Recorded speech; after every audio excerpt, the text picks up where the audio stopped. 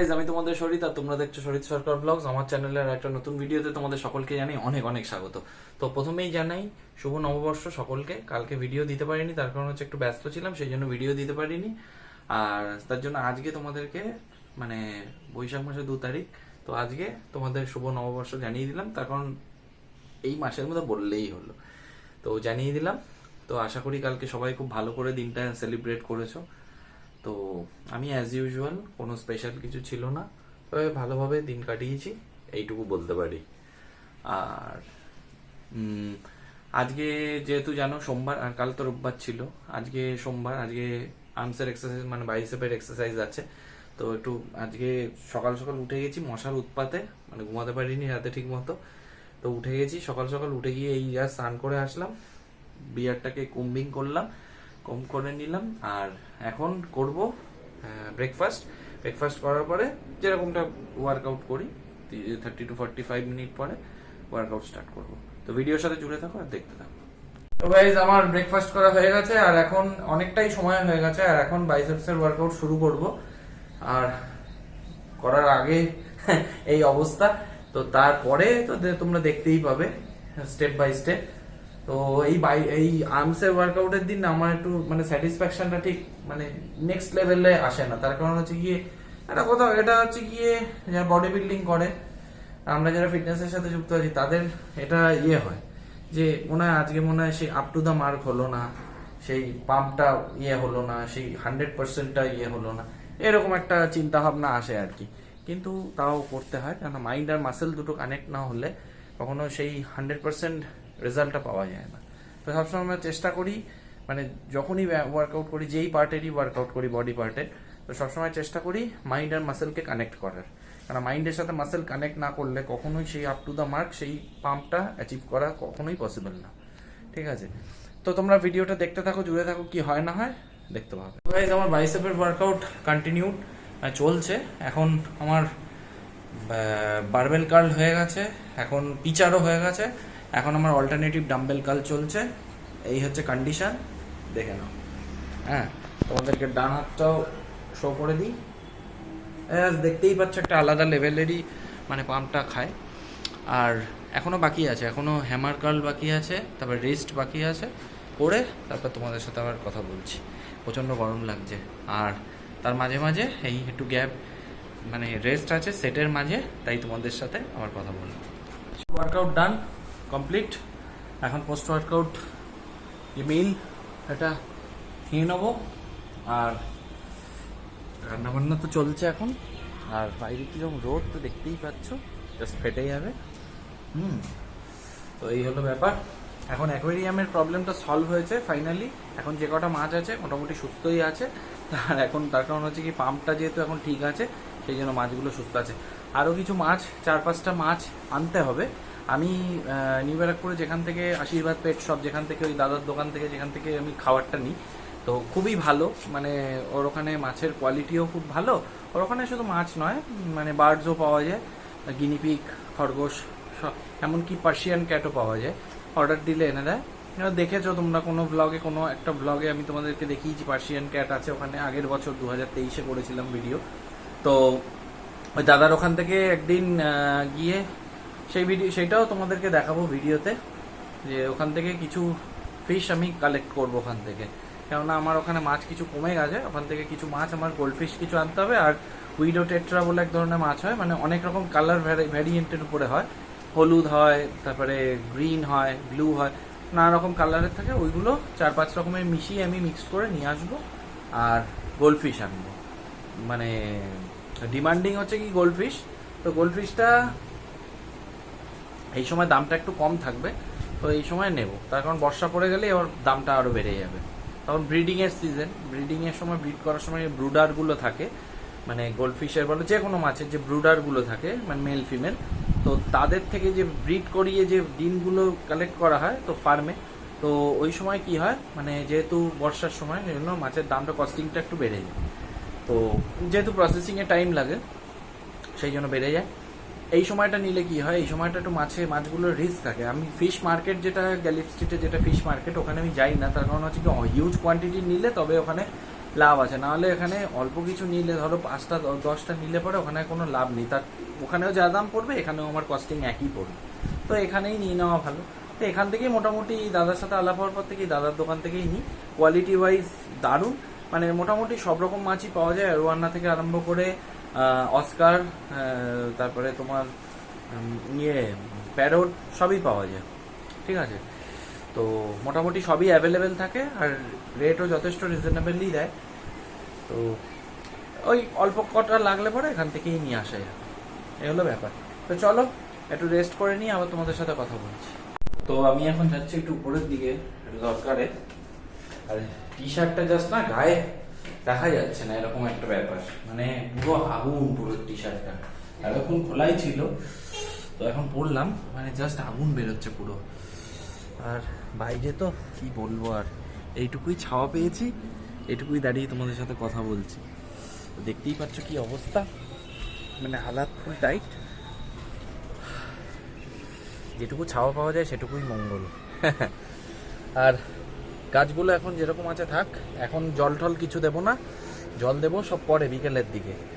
আর বালতিতে as usual যেরকম জল রাখা রয়েছে সেরকম রয়েছে, ওটা এখন তো গরম থাকবেই, ঢাকা দেওয়া রয়েছে, তাও বিকেলের দিকে ঠান্ডা হয়েও যাবে, ওই জলটাই দিয়ে দেবো। ট্যাঙ্কের জলটা ডিরেক্ট দেওয়ার থেকে এইটা দেওয়া অনেক বেটার। গাছগুলোর অবস্থা সত্যিই খুব খারাপ। আসলাম এখানে একটা দরকারে, তাই ভাবলাম তোমাদের সাথে একটু কথা বলে নিই। তো কালকে রাত্রে এসিটা যখন চালানো হলো, তারপরে একটু তার মানে ঠান্ডা করে দিয়ে তারপরে ঘুমিয়েছি। তাও ঘুমাবো কি গাইজ, মশার যা উৎপাত, তোমাদেরকে আর কি বলবো। মশার উৎপাতের জন্য আর ঘুমানো তো একদম 14টা বেজে গেছে। এই সিঁড়ির উপরে দাঁড়িয়ে নিলাম, দেখতেই পাচ্ছ, এই সিঁড়ির উপর দাঁড়িয়ে একটু কথা বলছি। আর এখানটা ছাওয়া আছে, এইটুকুই শুধু জাস্ট ছাওয়া আছে। তো এই হলো ব্যাপার। আর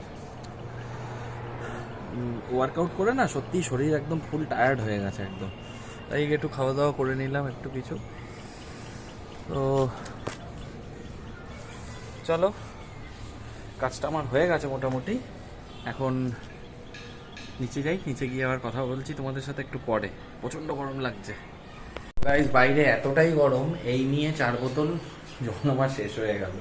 মানে অবশ্য হালকা ঠান্ডা, এটা জাস্ট খাওয়া যাবে, তার কারণ হচ্ছে এতটা গরম, আর জল না খেলে প্রপারলি ডিহাইড্রেশন হয়ে যাচ্ছে।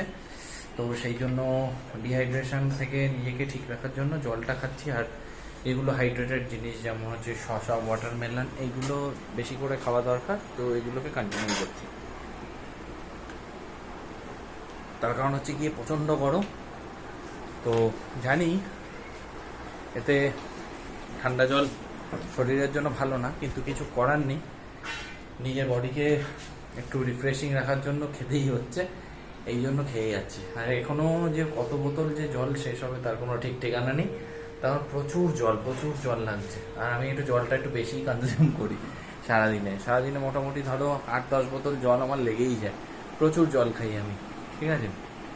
তো এটা অবশ্যই একটা হেলদি হ্যাবিট, আগে করে আমি একটু জল খাই। তো মাঝখানে জলটা খাওয়া কমিয়ে দিয়েছিলাম, তো এখন বডিকে প্রপার মেনটেন করার জন্য জলটা কিন্তু অবশ্যই খাই। তো মার রান্নাবান্না হয়ে গেছে, এদিকে আবার চাটনি করছে, টমেটো দিয়ে কিশমিশ দিয়ে চাটনি করছে।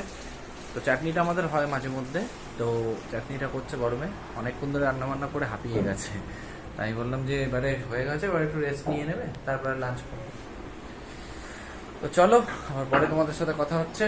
লাঞ্চ করা ডান, লাঞ্চ করে নিয়েছি।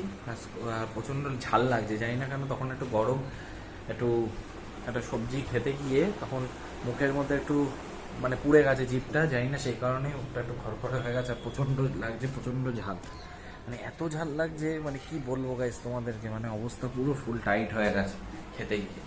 তো যাই হোক, খেয়ে তো নিলাম, এখন গিয়ে একটু রেস্ট করবো, রেস্ট করে আবার তোমাদের সাথে অ্যাজ ইউজুয়াল কথা বলবো, তার কারণ প্রচণ্ড গরম লাগছে, প্রচণ্ড কষ্ট হচ্ছে।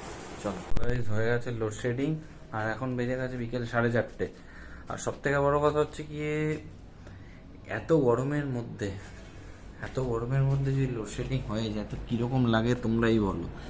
হয়ে গেছে, যাই হোক, কিছু তো করার নেই। তো কালকে হাটে গিয়েছিলাম বাবার সাথে, তো ওখান থেকে একটা ফ্রেশ ওয়াটারমেলন খেয়েছিলাম তো নিয়ে এসেছিলাম। এই হচ্ছে সেই ওয়াটারমেলন, হ্যাঁ 2 কেজি মতো ওজনের নিয়ে এসেছিলাম, একটা বেশ বড় সাইজের দেখে। এই হচ্ছে এটাকে এখন একটু ধুয়ে ঠুয়ে কাটবো। একদম বলেছে মিষ্টি হবে খুব আর লাল হবে ভালো, তো নিয়ে এসছি আর কি।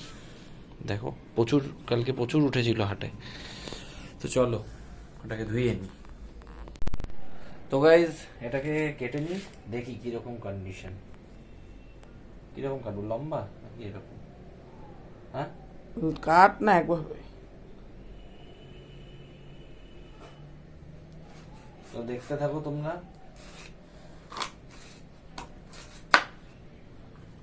না এটা বেশ লাল হয়নি, বেশি বলেছিল লাল হবে, লাল হয়নি, বলেছিল সব গ্যারান্টি। যাই হোক, দোকানদারদের ব্যবসাদারদের ধর্মটাই এরকম বলা। যাই হোক, ওর কথা মেলেনি। এবার টেস্ট করে দেখবো কিরকম মিষ্টি আছে। ঠিক আছে ঠিক আছে, আবার পরে কেটে কুটে খেয়ে দিয়ে নি, আবার তোমাদের সাথে কথা হচ্ছে। চলে এসছি উপরে, আর এতক্ষণ লোডশেডিং ছিল, এই জাস্ট কারেন্ট এলো। আর এখন দেখতেই পাচ্ছ পুরো চারিদিকে কোনো রোদ আছে, আর গরমও সে নেক্সট লেভেলের। গাছগুলো সব ঢলে ঢলে গেছে, আবার জল দিতে হবে অ্যাজ ইউজুয়াল প্রত্যেক দিনের মতো। আর আজকে সত্যি আজকে খুব দারুণ ওয়ার্কআউট হয়েছে, মানে বাইসেপসের ওয়ার্কআউটটা এত ভালো হয়েছে, মানে ফাটাফাটি হয়েছে জাস্ট। আর সব থেকে বড়ো কথা হচ্ছে গিয়ে ওয়ার্কআউট, বডি পার্টের যেই ওয়ার্কআউটই থাকুক না কেন, যেই বডি পার্টের ওয়ার্কআউট থাকুক না কেন, খুব ভালোভাবে সেটাকে এক্সিকিউট করলে মানে সত্যি ব্যায়াম করাটা একদম আপ টু দ্য মার্ক হয়। আমারও সেরকমই হয়েছে, আজকে বেশ ভালোই ওয়ার্কআউটটা হয়েছে, এবং প্রত্যেক দিনই হয়, মানে নতুন কিছু না এটা। আর কালকে আমার অবস্থা পুরো খারাপ হবে, কালকে লেগসের ওয়ার্কআউট আছে। কারণ লেগস ওয়ার্কআউট মানেই হিউজ এফেক্ট, মানে এফোর্ট দিতে হবে, হিউজ এফোর্ট। এখন থেকেই ভাবলে জ্বর আসছে। যাই হোক, স্কিপ তো করা যাবে না, তার কারণ হচ্ছে গিয়ে এখন বেশি করে লোয়ার বডির উপরে বেশি করে জোর দিচ্ছি, লেগসের উপরে বেশি। তার কারণ লেগস হচ্ছে আমাদের এমন একটা জায়গা বডি পার্টের, যেটার পিছনে মানে শরীরকে ফিট রাখার পিছনে আধা ওটারই কাজ করে। তার কারণ হচ্ছে গিয়ে লেগস ঠিক না থাকলে কিছুই ঠিক থাকে না। তো ওই জন্য লেগসটাকে ঠিক, আর লেগস ওয়ার্কআউট করলে ঠিকঠাক ন্যাচারাল টেস্টোস্টেরন বুস্ট হয় ন্যাচারাল। তো যাই হোক, এই হলো ব্যাপার।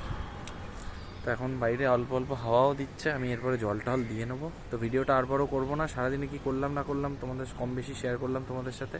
তো এই অবধি যদি ভিডিওটা দেখে থাকো তাহলে মেক শিওর ভালো লেগেছে। ভালো লাগলে কী করতে হবে, একটা লাইক করে দিতে হবে, কমেন্ট করে জানাতে হবে কেমন লাগলো, বন্ধুদের সাথে অনেক অনেক শেয়ার করে দাও।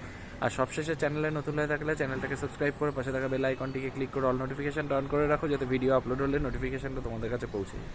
তো চলো গাইস, দেখা হচ্ছে পরবর্তী ভিডিওতে, ততক্ষণের জন্য টাটা, বাই।